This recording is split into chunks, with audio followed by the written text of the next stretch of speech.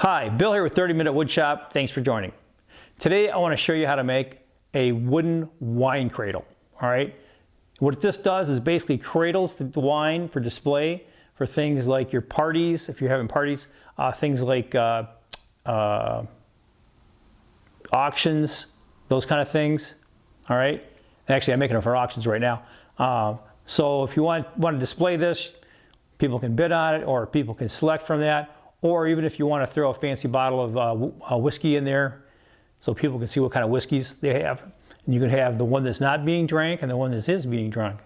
You know, great little party decoration, great little thing to have if you're doing any kind of wine tastings or those kind of things. Perfect for it. Now, like always, you can get a dimension sketch, okay? Gives you all the basic dimensions, and please believe me, this is a sketch. Make this your own. Like I always say, this is made around the things that I'm doing. You may want it longer, shorter, faster, fatter, higher, wider, whatever it is. So make sure you use your tape measure and decide on your dimensions. These are starting points. They work for me. It may not work for you. I think it will, but it may not. So anyway, make sure you do that. Okay? So let's talk materials. Materials are really straightforward in this. I'm using a fence picket. I'm using a couple of fence pickets because I made a couple of these. And because it's Western red cedar, all right? Now for the venue that this is going in, that is perfect for this. I'm gonna take this, run it through my planer, get off all the fur and hair.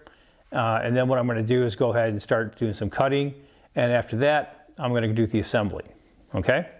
Super straightforward project. So let's go over. I think actually I'm going to do some cutting first, and then I'm going to put the shorter pieces through the planer. So let's measure some things out and do some cutting. Okay, when you're using fence pickets, it's always a good idea to look and see what's wrong with it. There's always something wrong. Like I have a couple of really big knots here. If I use those, I'm probably going to have to glue them in place. I got a split up here that I'll probably have to separate. If I use this particular section of the board, I may split that and go ahead and do something there. I'm not really sure. If I come down to the far end and pull it up, it looks really straight. It looks like it's consistent. A lot of times these things are not consistent, left, right, thickness, whatever. They're pretty much hacked out of some wood and then shipped, which is perfectly fine for what you're doing. One thing I do want to note though, if you're using fence pickets or any wood, before you start cutting, you see that tag? These tags are usually stapled on. Make sure you pull that staple out. It really won't hurt your blade that much, but what happens is you end up with a piece of steel in your work. Could end up scratching somebody, so you want to try and pull all that crap out. So we're going to start by doing a quick measurement based on what I have here. So what am I looking at? I'm looking at, I need a couple 8-inch pieces, and maybe a 6-inch piece and a 5-inch piece. So let's do a couple 8-inch pieces.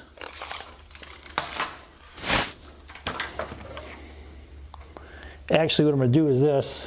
I want something longer to go into my 8 and 8/16 and 26, 27. So I'm going to make a 28-inch piece. Now the reason I'm doing this is because I need something to put into my planer, and putting a bunch of 8-inch pieces in is a lot harder than putting in one 28-inch piece. So let's go over to the saw, let's cut this and then run it through the planer, and then we can come back and do a little more layout and sawing. Ready to do some cutting? Make sure you always read and follow directions for any of your tools, especially power tools. They cut fast, which means they can hurt you pretty bad.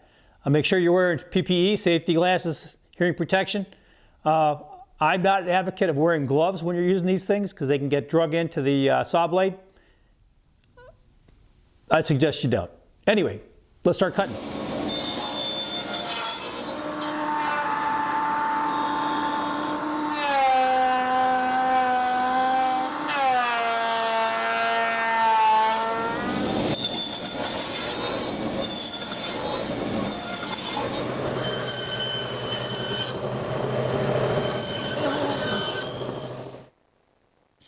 got all my stuff cut up. So what I've done here on this piece, I think you guys probably missed this because I didn't record it, but all I did is put a 45-degree in the back side of this. And the reason I did that is because this is my support, and it's the landing spot for my support, all right? And it's a 1/2 inch wide, so it matches the support. And then what's gonna happen is I also chamfered the bottom side of the bottom. So the bottom's gonna fit just like that. And there it is. So now what I need to do is I need to do some sanding, my final sanding, to make sure I've got all the, it's pretty good. But I want to do a final sanding anyway with 220 grit just to make sure I've got all the edges good. Then I'm going to come back with an 1/8 inch round over bit. I'm going to round over all the exposed edges just before I do the final assembly work. And we're pretty close to doing final assembly on this thing. So let's do some sanding. And to do that, I'm putting my head gear back on and we'll get started.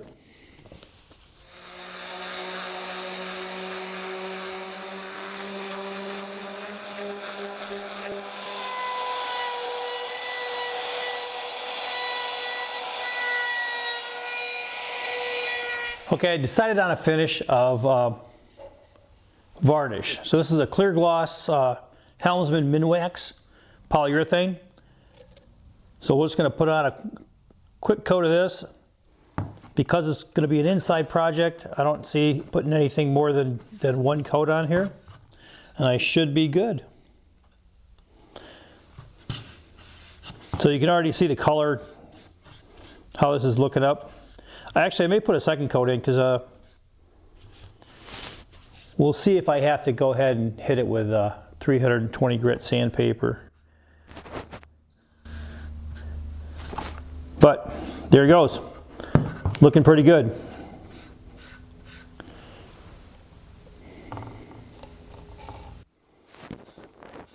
I'll complete applying the finish and I'll be back. Finish is complete. Now I got to give it about an hour or 2 hours to dry. Maybe a little longer in this weather. Starting to turn cold here in Michigan. And my garage is a little cooler than it has been over the summer. So we'll be back and show you what we got. What a fast and easy project. And a great little project, I tell you what, to make. It's super fast, super easy, pretty inexpensive. This is a great little thing to display your wines. You know, I got a bottle of Mondavi here, 1981. I don't even know if this stuff is even good to drink after so many years. I'm sure it is. We'll give it a try one of these days. But all that said, you know, I'm making another 11 of these. These are going out on tables at a banquet, specifically like this. And it's going to be one of the take-homes along with the flower arrangements. So, you know, the gentleman gets the wine and the lady gets the flower arrangements. So you consider that, especially if you're doing something like a wedding. This would be a great thing to make for your son or daughter's wedding. Put those on the table, add a couple bottles of wine, maybe do a raffle or something for them, and give the money to them for a honeymoon. So whatever you do, however you choose to do that, pretty straightforward. I'm going to pull my drawing over here. So like always, you can get a dimension sketch. All right, I emphasize this is a dimension sketch. Go down here to 30minutewoodshop.com. Easy to find. All right, if you hit more at the bottom too, you're going to find tools and things that I use, some materials and things, some personal protection equipment.